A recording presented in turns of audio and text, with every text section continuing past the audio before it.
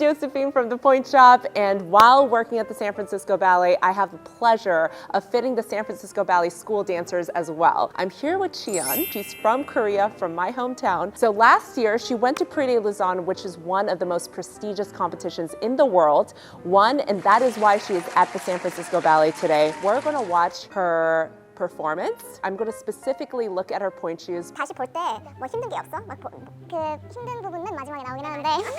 So I just asked her if it's easy for her to watch herself dance, and she's like, yeah, in the end, there's a little moment when it was a little difficult. Y'all gotta watch this. 근데 영어로는 무슨 말인지 모르겠는데 끼 있게 춤추는 거 있지. 끼 있는 거, like sassy. Like there's something about Korean dancers so sassy. Oh!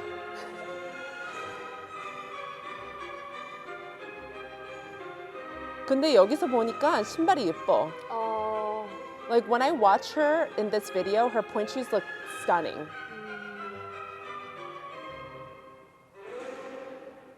Oh, clean.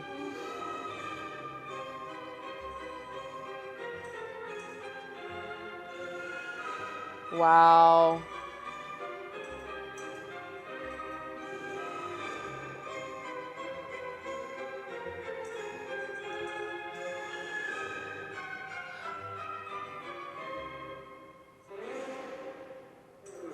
Wow. So normally when I'm watching performances on pointe, I just look at pointe shoes.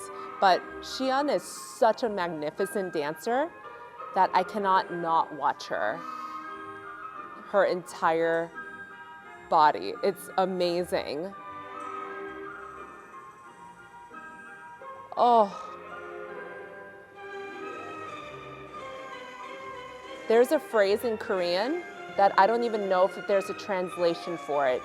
It's like 끼 있게 춤추는 거. Like it's like attitude or sassiness, but it's just not perfectly describing what she's doing. There's just something so crisp and beautiful and perfect. You go? At the very we caught the last part where she kind of slipped a little bit going down, but it is so small. Seehyun came to the United States for the first time to train with the San Francisco Ballet. In Korea, I didn't know this. Virtually every studio dances Vagonova, which means that you train on flat in the center. So when she was training for this, how long did you train? 3 months ago. Okay, so she trained for 3 months without ever being trained in center on pointe. What was the most difficult transitioning into pointe shoes in the center? 그냥 이렇게 서 있는 거. 네. Pointe shoes, because there's a lot of layers underneath their feet, standing on flat is very difficult, especially if you're doing adagio or if you're doing anything slower. You're just basically rolling around because at the bar you have something to hold on to. In the center, you're on the struggle bus because you're rolling around so much. I moved to the United States when I was 10 years old. This is 1998, so you can do the math. There are a lot of words when I'm fitting Korean dancers that I don't even know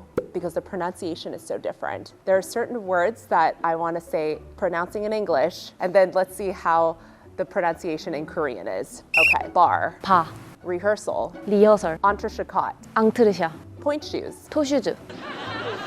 So I guess in a lot of places they still call it toe shoes, and I think that is an old way of saying pointe shoes. When did you start learning English? 여기 오기 전에 5개월 전? Okay, so she started learning English 5 months before she moved to the United States. I just realized when we see you, our audience from different parts of the world, we actually don't have a lot of people from Korea because Korean doesn't translate to English very well. It's very difficult because it's backwards. Our grammatical structure is so different that it is very difficult for Koreans to learn English. So if you meet anyone from Korea, give them the grace that you should to all human beings. It's a very difficult language to learn if you've learned Korean first. When she first came to me, she wanted to have a shoe that breaks a little bit higher, that looked a little bit softer, where she can articulate a little bit more. We're gonna start out with the pointe shoe that she was in previously, that she danced in Prix de Lausanne. I think it's a very consistent shoe that is probably gonna be a good workhorse shoe for her, but we wanted to articulate her feet a little bit more. And if you take a look at her feet, she's not quite that tapered. Her toes are not that short. So we want to do a more square box that is a little bit longer on the wings. And then we're going to have a lower heel, and the shank is going to be a tad softer. Now, the downside to this is going to be that the shoe will break a little bit faster. It already contours the foot much better. You can see that the heel is a lot more clean now. The fabric is cut down. So this is actually a custom shoe from a different dancer in the company right now. These are a little bit too small for her. Her feet swell up a little bit, so she's not able to wear these shoes, but it's perfect for Seehyun. It breaks at a beautiful spot. So if you looked at the previous pointe shoe, it kind of looks like a cashew because it does a nice rounded shank, but this one has a specific breaking point right where her arch is. So it kind of lifts her up a little bit more. The shank is no longer twisting, and then the heel is much cleaner. Again, downside is that this will probably die a little bit more, but we're using the length of the vamp to give her a little bit more support on the top of her foot and continue to have that beautiful articulation on her foot. You can see that the platform is a little bit wider, but this company doesn't have the sharpest platform. So even though you measure the platform at a 90 degrees when they're making the pointe shoe,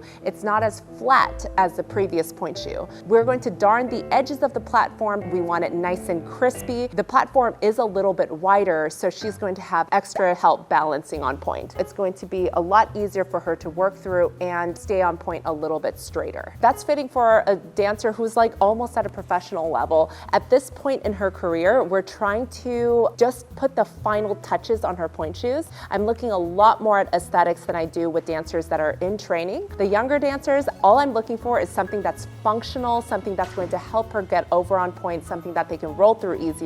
For dancers who are almost at a professional level, we're starting to look a lot more at aesthetics. So that's what we did for this pointe shoe. And if you guys have any questions or if you want to learn more about pointe shoe fittings, please join us at TPS Plus. We're going to have everything linked down below. Thank you so much.